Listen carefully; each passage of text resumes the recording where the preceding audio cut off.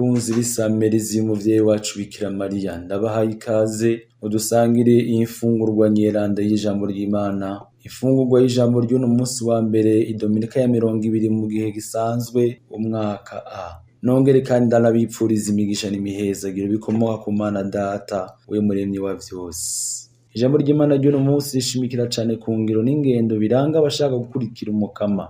Na iyo ngendo n'iyo ngiro niyi nuko itunga ritotubera intambanyi mu rugendo turimwo urihave ritubuza guturana ubuzima budahera. Mu gisoma ca mbere turabona Imana iburira umuhanuzi Ezekiyeli ko igira umutware giturumbuka umugore wiwe, umugore yama mutera igomwe. Nayo mu nkuru nziza mu kiganiro Yezu agiranira n'umusore, umusore yaratunze vyinshi. Yezu aratwereka ko ugukurikiza amabwirizwa naho ari vyiza cane bitikwije vyonyene bisa kugira ngo umuntu aturane ubuzima budahera.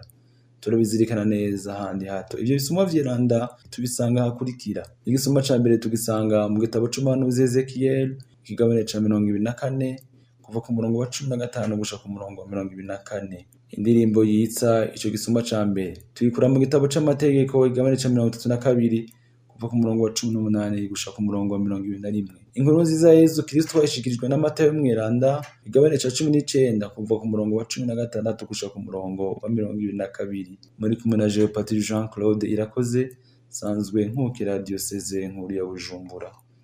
Yaga mukama umusavyi wawe aguteze yo.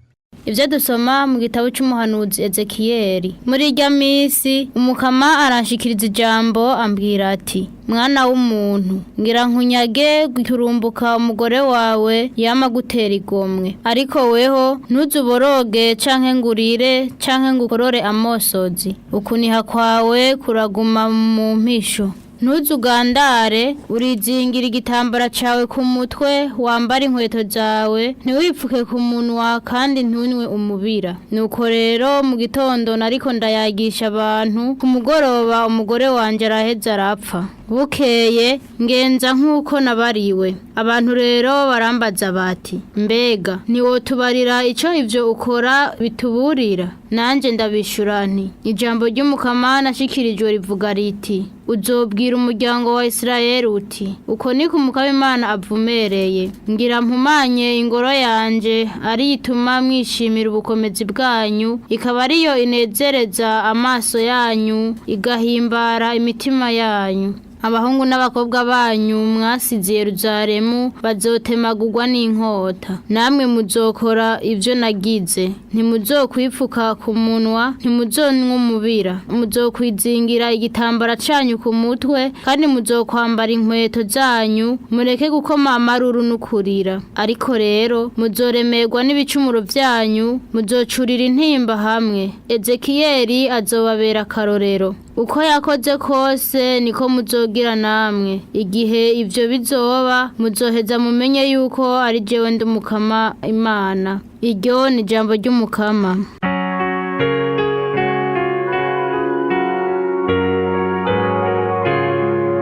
Wibagiye Imana yakuvyaye. Wibagiye Imana yakuvyaye. Ntiwibuka ca gitandara wavutse ko wibagiye Imana yakuvyaye. Umukama yarabibonye biramutera ishavu, acavurira abahungu n'abakobwa biwe.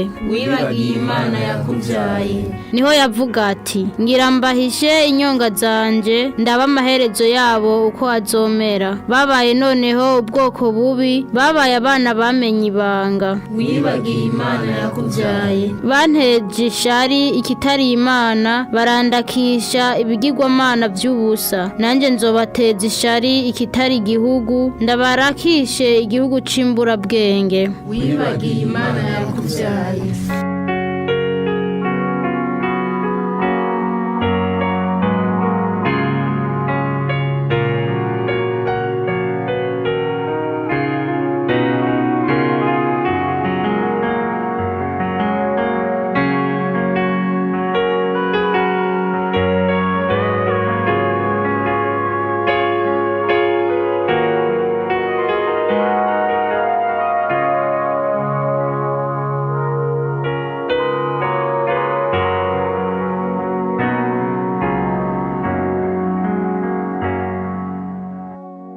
Ivyo dusoma mu ntagatifu yanditse Matayo. Muri irya misi haza umuntu aregera Yezu amubarira ati, muhanyi mwiza, iciza nokora ngo ndonke ubuzima budahera niki? Yezu aramubwira ati, ni kuki umbaza iciza? Inziza ni imwe nsa, naho niba ushaka kwinjira mu buzima kora amabwirizwa.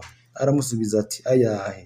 Yezu avuga ati, ntiwice, ntusambane, ntiwibe, ubaha so na nyoko, kandi urakunda mugenzi wawe nk'uko wikunda wenyene. Uwo musore amubwira ati, ivyo vyose natanguye kubikora nkiri muto, inco usigaje none ni iki? Yezu nawe amubwira ati, niba ushaka kuba intungane, genda ugurishe ivyo utunze ubihe aboro, uzoronka itunga mw'ijuru, hanyuma uzunkurikire.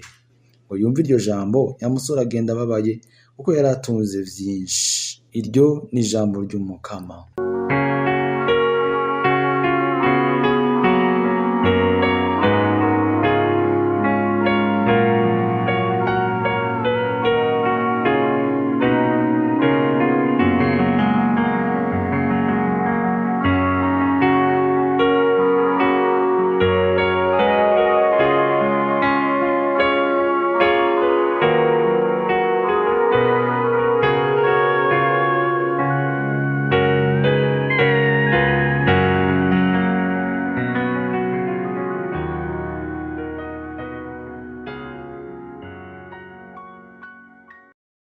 Mu gihe tubona abantu bose bazinduka ijoro biruka kurondera ifaranga, abandi bakarara ijoro barondera ifaranga, abandi bakarara ku mugono bene wabo barondera kunyaga ifaranga, abandi bakaka ubuzima bene wabo kubera ifaranga, abandi bakarya bene wabo, bakarya imfuvyi, bakarya abapfakazi kubera ifaranga.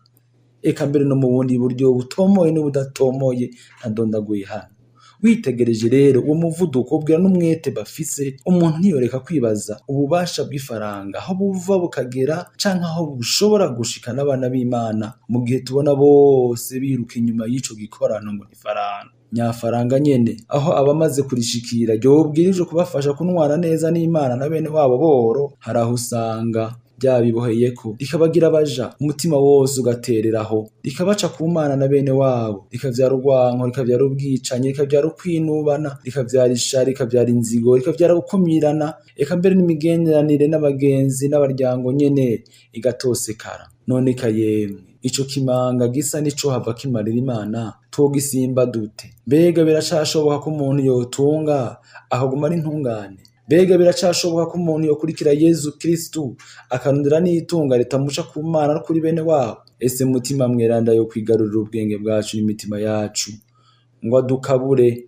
badushobora gutegera neza impanuro k'ivyeyi ya Yezu hagize ati, weho niwashaka kuba intungane, genda ugurisha ivyo utunze ubihe aboro, uzoronka itunga mw'ijuru, hanyuma uze unkurikire. Bakunzi ibisamerezi y'umuvyeyi wacu, mwebwe mwese muduteze amatwi, munkundire dushimikire kuri iri jambo nshimikiro, iri jambo nashimye ko dusangira muri inyigisho y'uno munsi, ngo niba ushaka kuba intungane, genda ugurisha ivyo utunze ubihe aboro, uzoronka itunga mw'ijuru, hanyuma uze unkurikire. Munkundire rero tuzirikane twitegereza ingene icifuzo cacu natwe ciza co kuba intungane gishobora kunigirwa mu menshi, ikanigwa mu menshi n'inambu y'ifaranga n'ayandi matungo. Ndashaka kandi ko muntegera neza, si inkurumbi y'amafaranga n'ayandi matungo ngira nigishe, oya haba namba. Ni nyabo ni inkuru nziza y'amafaranga n'amatungo, n'ingene atotugabangwa tuganze ku rugero rwaho yotugira abaja bayo.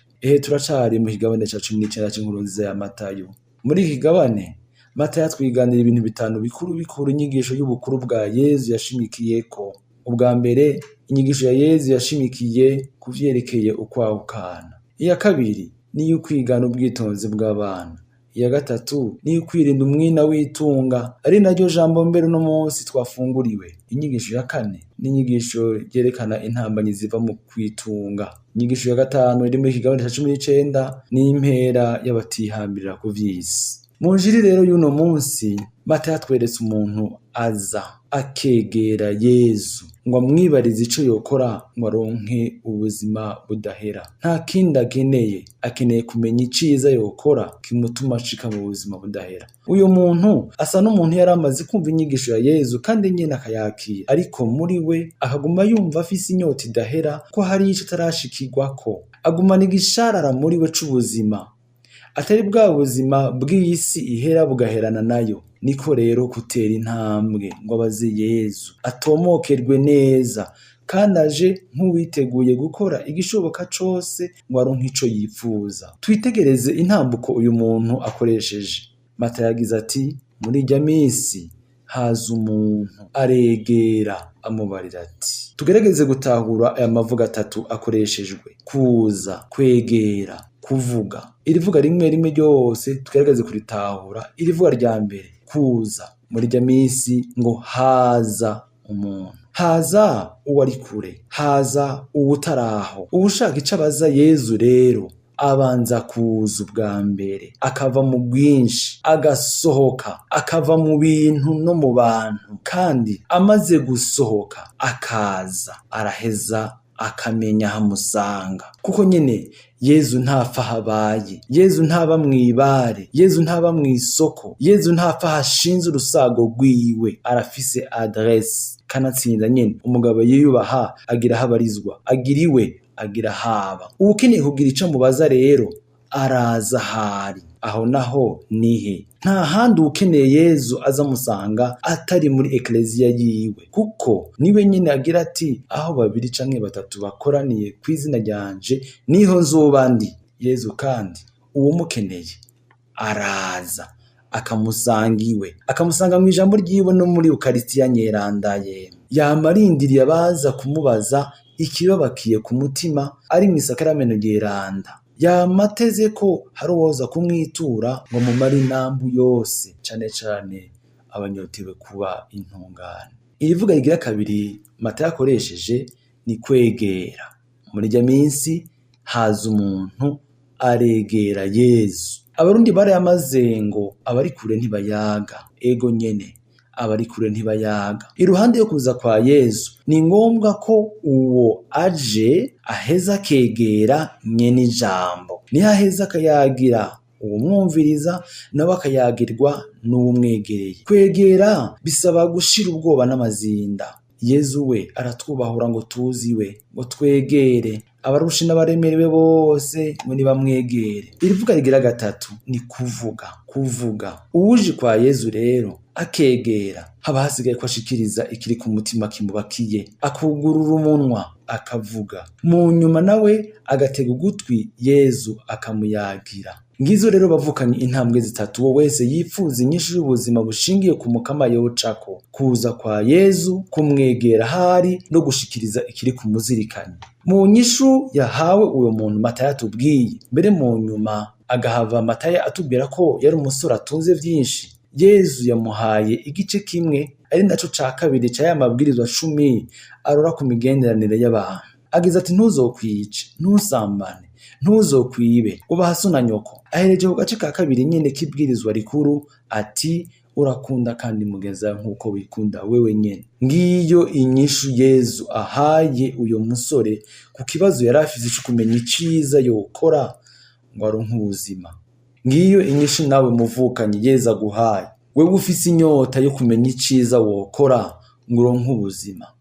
Ntuzokwice, ntusambane, ntuzokwibe, ubaha so na nyoko. Ariko kandi Yezu ntagejeje aho, arongeye ko agize ati, niba ushaka naho kuba intungane, genda ugurisha ibyo utunze ubiha aboro, uzoronka itunga mu ijuru, hanyuma uzunkurikire. Ngo wa musore uyumvise iryo jambo wagiye ababaye kuko yari atunze ibintu vyinshi. Ngiyi rero bagenzi ntimatima y'ijambo ry'uyu munsi. Twese turafise icifuzo n'inyota yo kuzosangira ubuzima budahera n'Imana, ariko ico cifuzo kirakunda guhura n'intambanyi. Amahwa akakizingazinga ntigikure, canke gikuze naho ntigishurike. Ni kuki none? Vy'ukuri hari abantu bagerageza kwihata gukurikiza amabwirizwa y'Imana urudome ku rundi, kandi bakumva umengo nta kindi basigaje, ijuru ni rwabo. Ni vyiza, ariko mu nyuma waraba neza ugasanga baratwawe n'umwina w'ifaranga. Inkuru nziza haraho itarashika, ugasanga mbere bene abo bantu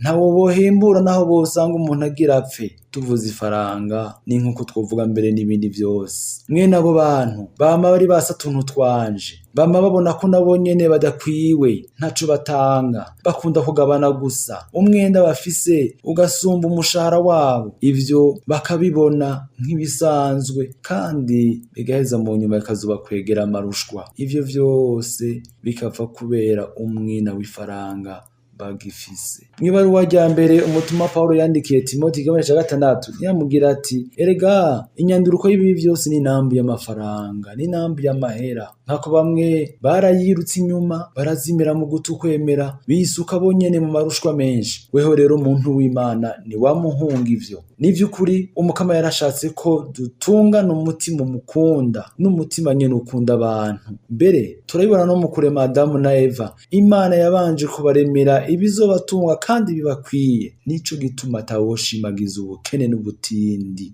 Ariko kugira ngo ivyo dufise ntibituzinge, nitwame twerekeje umutima kuri nye n'ibintu n'abantu. Agahimbare kacu n'ubuzima bwacu bishingire mu Mana. Naho abacu dukunda mbere bishitse nye n'ubuzima akabakura iwe, twame twumva ko vyose ari vy'umukama kandi ko ubuzima bwacu budashingiye ku bantu ariko bushingiye kuri nye n'abantu. Nkuko twavyumvise mu gisoma ca mbere twakuye mu gitabo c'umuhanuzi Ezekiyeli, aho Imana yamuboje kugira inyifato y'abijiriwe n'abihebuye naho yari ihejeje kumunyaga umugore wiwe yamutera igomwe. Kwiva ko rero bavukanye muri vyose niyo nzira y'ubukiriro. Papa Leo wa 14 mu rugendo rwiwe aheruka kugira mu gihugu ca Espania mu kwezi kwa Ruheshi uyu mwaka nyene, yabwiye abafungwa bo mu gisagara ca Barcelona ko urukundo rw'Imana bakunda kandi gakunda abayo atacoza kiruhanagura canke ngo kibuza abayo kugaruka ku Mana. Yagira ati bene wacu nagire mbabwire mwese ko Imana ibakunda uko muri kose, ariko rero Imana ishima ko mwosumberizaho akabatumira guhinduka naho Imana ibakunda mu magara make yabo barimwo. Twumva natwe ko Imana idukunda mu magara make turimwo, ariko kandi ikadutumirira kurenza aha. Uyu munsi rero tumenye natwe kwimatura ku matungo. Ayo matungo tuyakoreshe mu gufashanya, tuyakoreshe mu kunganira aboro, tuyakoreshe mu kwitwararika umuryango w'abakristu no mu kugira neza abavukanyi, kuko burya nyene iminwe itanga niyo yakira. Niho rero tuzoheza tukagendanira Yezu Kristu tunonokewe, umutima wacu ukaba umutima wunze ubumwe utagabuyemwo kubiri. Dukurikire Yezu we mwami wacu, n'abazoheza adutoranye ubuzima buzira iherezo. Dusabe Mukama Yezu Mana mushobora vyose, wewe uduhamagarira guheba vyose ngo dugukurikire. Nuha bari mu rugendo rwo kurondera kuba intungane, kudatezuka eka mbere no kudakebaguzwa, ariko ubahe kuza bagana iwawe ngo baronke ubuzima budahera ubahamagarira. Amen. Kw'izina rya Data n'irya Mwana n'irya Mutima Mweranda. Amen.